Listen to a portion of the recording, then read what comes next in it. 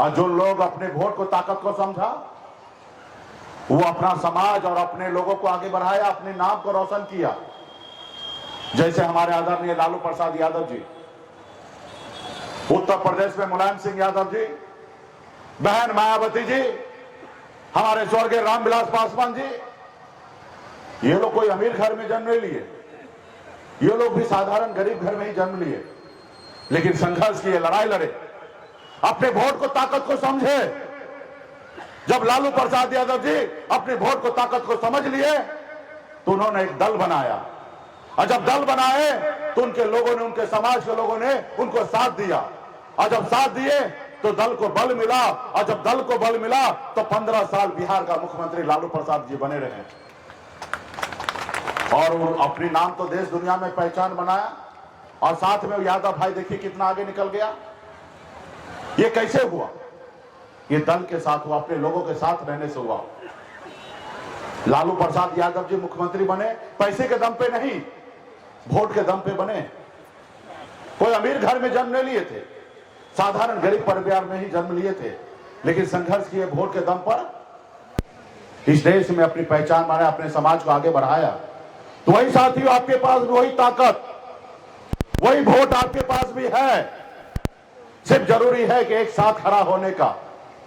आपके पास भी वही शक्ति पावर है जैसे हनुमान जी के पास शक्ति था, लेकिन उनको अंदाजा नहीं था कि उनके पास कितना शक्ति है। जब उनको याद दिलाया गया कि हे प्रभु, आपके पास अपरंपार शक्ति है, आप 7 समुद्र पार जा सकते हैं। जब हनुमान जी को एहसास हुआ तो 7 समुद्र पार जाके रावण को, लंका को जलाने का काम किया साथियों, रावण को लंका जलाने का काम किया। वही शक्ति पावर आपके पास है बिहार में।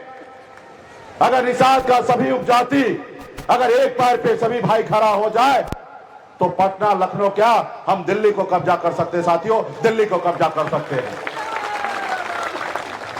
लेकिन इसके लिए संघर्ष करना पड़ेगा, लड़ाई लड़ना पड़ेगा। आज बताइए ना, हमारा अधिकार, आरक्षण हमको नहीं मिल रहा। आज लोग आपको मारते हैं, पीटते हैं, थाना पुलिस में जाते, कोई सुनता नहीं है आपका। वही अगर आरक्षण मिल गया होता, आप थाना में जाते, हरिजन एक्ट लगा देते, वो आपके दरवाजे पे आ जाता और आपके घुटने पे टेक देता। आज आपका आरक्षण मिल गया रहता, आपके बच्चे को 10 नंबर कम भी आता तो आपका बेटा कलेक्टर बन जाता।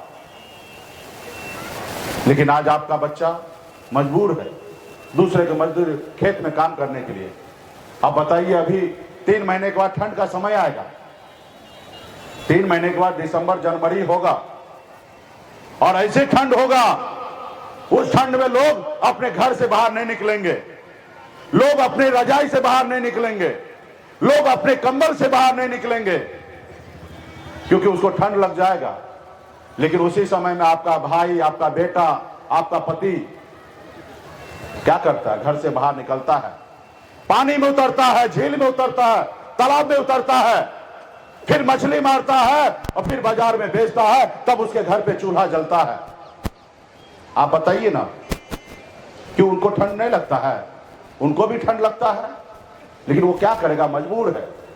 अगर घर से नहीं निकलेगा तो उसके घर पे चूल्हा नहीं जलेगा। आज जैसे दूसरे लोग जिंदगी जीते हैं, क्या आपके बच्चे को अच्छी जिंदगी जीने का अधिकार नहीं है? आपके भी बच्चे को अच्छी जिंदगी जीने का अधिकार है। आज ऐसा लगता है कि निषाद कुल में बच्चा जन्म लेना कोई गुनाह है, कोई अपराध है।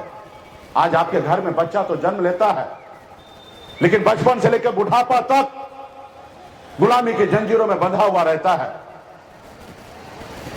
आज जब आपके घर में बच्चा जन्म लेते हैं, जब वो बीमार पड़ते हैं तो आप दौड़ते हैं हॉस्पिटल में, क्योंकि आपके पास पैसा नहीं होता।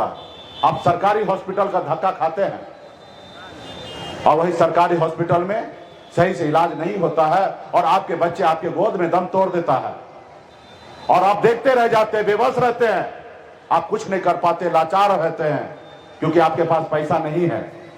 वहीं पे जिस बड़े घर में बच्चे जन्म बीमार होते हैं, पैसे वाले के घर में, तो वो उनके माँ बाप उसको अच्छे हॉस्पिटल में लेके जाते हैं, प्राइवेट हॉस्पिटल में उसको इलाज कराते हैं, और उसको एक नई जिंदगी देता है, उनको जान बचाते हैं, और आपके घर में आप अपने बच्चे को मौत देते हैं।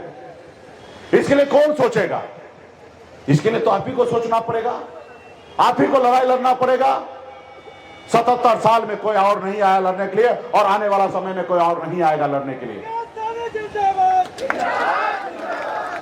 आज मैं लड़ाई लड़ रहा हूं पिछले 10 साल से।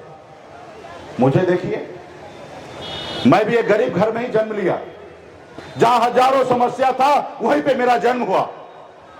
पिताजी मछली मारते थे, दादाजी मछली मारते थे। ऐसे गरीब घर में जन्म लिया जहां 4 रोज अगर काम ना हो तो 5वां दिन घर पे खाना नहीं बनेगा।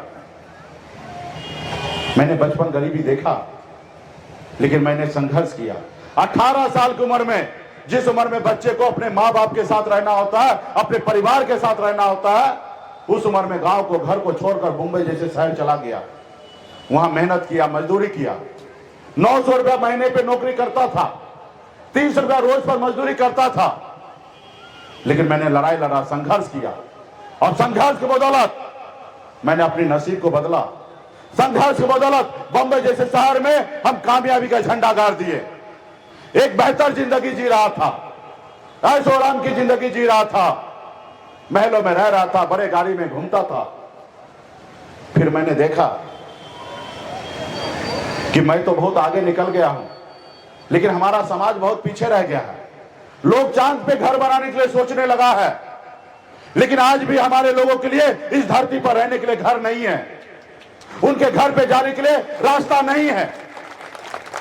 फिर बंबई के ऐशो आराम जिंदगी को छोड़कर, एक समय था मजबूर था, मां बाप को छोड़कर बंबई गया। और जब हमारे पास सब कुछ था तो बंबई को छोड़कर, परिवार को छोड़कर, बच्चे को छोड़कर आज